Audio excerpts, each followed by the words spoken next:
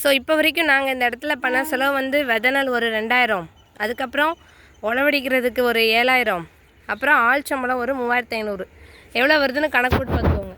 But இந்த இடத்துல வரக்கூடியது வந்து ஒரு 15லேருந்து 20 மூட்டை நெல் தான் வரும். அதுக்கு மேலெலாம் வராது. எங்கள் ஊர் வழியாக இருந்தால் பக்கத்தில் போதா ட்ரெயின். இந்த ட்ரெயினை வச்சு தான் நாங்கள்லாம் டைம் கால்குலேட் பண்ணிக்கிடுவோம். 3:45 ஒரு வந்தே பாரத்து போகும். அப்படின்னா மணி 3:45. 4:30 ஒரு 4:30 4:45 ஒரு தூத்துக்குடி ட்ரெயின் போகும் சாயங்காலம்.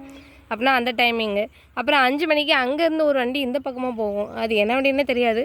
அப்புறம் 5:30 அந்தோதியா அங்கே ஜங்ஷன்லேருந்து இந்த ரூட்டில் போகும். நான் கெஸ் பண்ணது இவ்வளோ தான். பட் எங்கள் ஊரில் எல்லோரும் எந்தெந்த டைமுக்கு வண்டி போகுதுன்னு கரெக்டாக சொல்லுவாங்க. ஏன்னா வண்டியும் வச்சு தான் டைம் கரெக்டாக பார்ப்பாங்க. அப்படி இவ்வளோ ஆயிருக்கு. இதுக்கு விலைக்கு வாங்கி சாப்பிட்றலாமே அப்படின்னு சொல்லுவீங்க.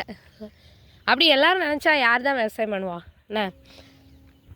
அதனால் அதுவும் இல்லாமல் விலைக்கு வாங்குகிற அரிசி வந்து நம்ம வீட்டில் விளைய வச்சு சாப்பிட்ற அரிசி மாதிரி வராது.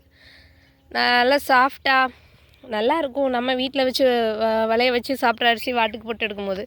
பட் கடையில் வாங்கி சாப்பிட்றது ஏதோ ரப்பர் மாதிரி இருக்கும். அவ்வளோ நல்லா வராது. கஷ்டம்தான். ஆனால் கஷ்டப்பட்டால் தான் நமக்கு உண்டான பலன் நமக்கு கிடைக்கும். இது போக இன்னும் மருந்தடிப்போம். களை அலசணும். 3 களை அலசுவோம். 3 களை அலசுறதுக்கும் ஒவ்வொரு வாட்டியும் அதே 3,000 கொடுப்போம். அது ஒரு செலவாகும். அதுக்கப்புறம் இதை அறுவடை பண்ணுறதுக்கு ஒரு மிஷின் வரும்.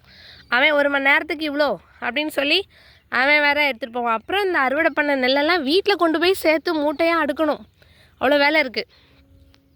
அப்புறம் இந்த வரப்பெல்லாம் இருக்குல்ல, இந்த வரப்பெல்லாம் நாங்கள் தான் போடணும். நம்ம தான் போடணும். இந்த ஸ்கொயர் ஷேப்பில் இதெல்லாம் இதை ஒரே ஃப்ளாட்டாக விட்டுன்னு வைங்களேன். அங்கே இருக்க தண்ணி அப்படி ஸ்ட்ரைட்டாக நேராக போய் அங்கேயே போய் ஸ்டோர் ஆயிரும். இந்த இடத்துல தண்ணி நிற்காது. அதனால தான் இந்த வரப்பு. இதெல்லாம் என் தம்பிங்க தான் இந்த வரப்புலாம். அந்த சைட்லலாம் தெரியுதா? இந்த வரப்பு ஃபுல்லாக என் தம்பிங்க தான் மேக் பண்ணாங்க. இது எங்கள் அம்மாவும் என் தம்பிங்களும் தான் பண்ணது. ஸோ இவ்வளோ வேலை இருக்குது. ரொம்ப சாதாரணமாலாம் பண்ண முடியாது. அதுக்கப்புறம் இதில் கொக்கு வேறு வரும். இந்த கொக்கு வந்து இந்த இடத்துல புழு பறக்கிறேன்னு சொல்லி நசுக்கி விட்டு போயிடும். நாற்றை ஃபுல்லாக முங்கிரும்.